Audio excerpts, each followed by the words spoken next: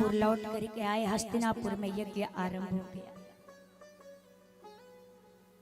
भोजन परोसने का काम द्रौपदी को दिया गया, भीम को भोजन कराने का कार्य दिया गया और अर्जुन को दुर्योधन को कोषाध्यक्ष बना दिया गया और आए हुए अतिथियों का स्वागत करने का कार्य भगवान संभालने लगे और कर्ण को दान देने के लिए बना दिया गया। इधर अब प्रस्ताव आया कि प्रथम पूजा किसकी होनी चाहिए। पांडवों ने कहा कि प्रथम पूजा भगवान श्री कृष्ण की होनी चाहिए। तो इतनी बात जब शिशुपाल ने सुना तो शिशुपाल ने भगवान को गालियां देना प्रारंभ कर दिया। भगवान को खूब गालियां दिया, खूब गालियां दिया। देखिए भगवान ने कहा था कि मैं 100 गालियां तक माफ कर सकता हूं। 100 गालियां दिया भगवान को, लेकिन 100 से एक भी अधिक हो गया तो मैं छोड़ने वाला नहीं। क्योंकि जब शिशुपाल का जन्म हुआ था ना, तो उसकी मां को पता चल गया था कि इसकी मृत्यु हो जाएगी कृष्ण के हाथों से, तो मां रोने लगी। तो वही भगवान ने कहा शिशुपाल के माता से कि आप रोइए मत, मैं आपको वचन देता हूं, मैं 100 गलतियां माफ करूंगा शिशुपाल, लेकिन 100 से अधिक होगा तो मैं किसी को माफ नहीं कर सकता। तो जैसे ये बात आई कि प्रथम पूजा भगवान की होनी चाहिए, शिशुपाल ने गालियां देता रहा, गालियां देते रहा, गालियां देता रहा। भगवान कुछ नहीं बोले। 100 हो गया पूरा, फिर भी कुछ नहीं बोले। एक गालियां जैसे हुआ पूरा हुआ। भगवान ने उठाया सुदर्शन चक्र और सर से थर को अलग कर दिया। शिशुपाल के अंदर से एक ज्योति निकली और वो भगवान में समाहित हो गया जाकर के। जो चक्र सुदर्शन के द्वारा शिशुपाल का वध किए भगवान, तो उस चक्र सुदर्शन से भगवान की उंगलियां कट गई। उंगली कट गई, उस उंगली से रुधिर निकलने लगा। और जब उंगली से रुधिर निकला तो रानियां विचलित हो गई कि मैं क्या करूं, क्या करूं, क्या नहीं करूं, चारों तरफ दौड़ने लगी। किसी की बुद्धि काम नहीं कर रही है, इधर उधर घूम रही हैं,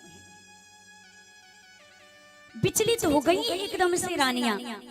शोक सत्यभामा कियो रुक्मिणी रोई धाय, बांधन को पट खोजती पट रानी अकुलाय।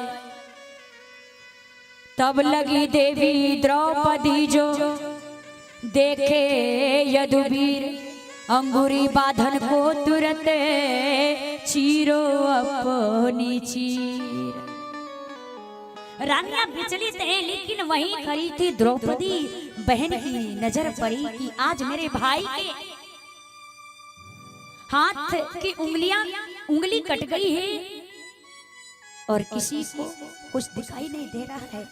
द्रौपदी इधर, रानियां विचलित है कि क्या करूं क्या नहीं। द्रौपदी खड़ी थी, तुरंत अपनी साड़ी के आंचल को फाड़ दिया और साड़ी के आंचल को फाड़ करके भगवान के उंगलियों पे पट्टी बांध दिया।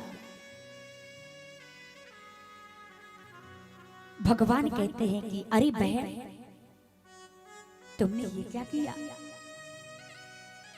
अरे मेरी उंगली से थोड़ा सा रुधिर क्या बह गया, तुमने अपनी करोड़ों की साड़ियां फाड़ दी।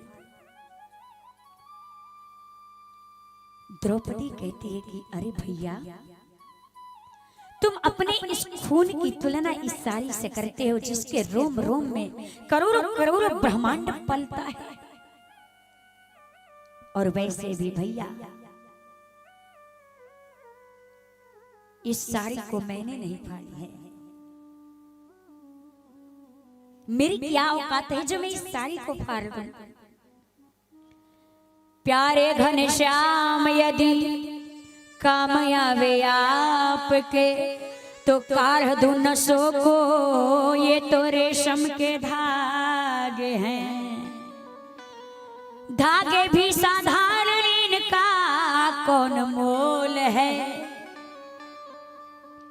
धागे भी साधारण इनका कौन मोल करे। न दुल्हन की जोड़े हैं न दुल्हा के पागे हैं। और वैसे भी मैंने इस चीर को नहीं पारी है प्रभु, मैंने नहीं पारी चीर पीर देख अधीर हो। मैंने नहीं पारी चीर पीर देख अधीर हो। धागे ही स्वयं नाथ चीर छोड़ भागे हैं। वो धागे हैं या भागे जो बढ़े नहीं आगे, वो धागे हैं या भागे जो बढ़े नहीं आगे। भाग उन्हीं के जागे आज जो उंगली पे लागे, भाग उन्हीं के जागे जो उंगली पे लागे। इतनी बात जब भगवान ने सुना तो भगवान के नेत्र सजल हो गए। रो पड़े भगवान और कहते हैं कि हे द्रौपदी, रहेगा याद ये दिन न जीवन में भुलाऊंगा। रहेगा याद ये दिन न जीवन में भुलाऊंगा। समय पर देखना द्रौपदी मैं तुम्हारे काम आऊंगा। हे द्रौपदी, हे बहन, इस धागे के बदले एक दिन समय आएगा मैं तुम्हें बहुत सारा चीर प्रदान करूंगा। समय आने पे मांग लेना द्रौपदी। भगवान देखिए, संसार में नाते रिश्ते तो बहुत होते हैं, लेकिन एक भाई बहन का जो पवित्र रिश्ता होता है ना प्यारे, उतना पवित्र रिश्ता इस संसार में कोई नहीं होता है। आज पत्नियां विचलित हैं, किसी का बुद्धि काम नहीं किया, अपनी सारी नहीं फाड़ सकती, लेकिन एक बहन जो है भाई से निस्वार्थ प्रेम करती है। वो बहन नहीं देखी द्रौपदी की मेरे कितने की सारी है, उस भगवान के उस भाई के उंगली को बांधने के लिए अपने सारी के पल्लू को फाड़ दिया उसने।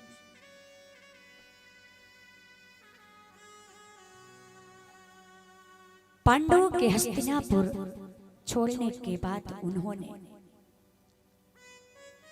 इंद्रप्रस्थ नाम के एक बड़ा ही सुंदर राज्य की स्थापना कर दिया। जब वहां महाराज युधिष्ठिर ने सुजसु यज्ञ किया, सुजसु यज्ञ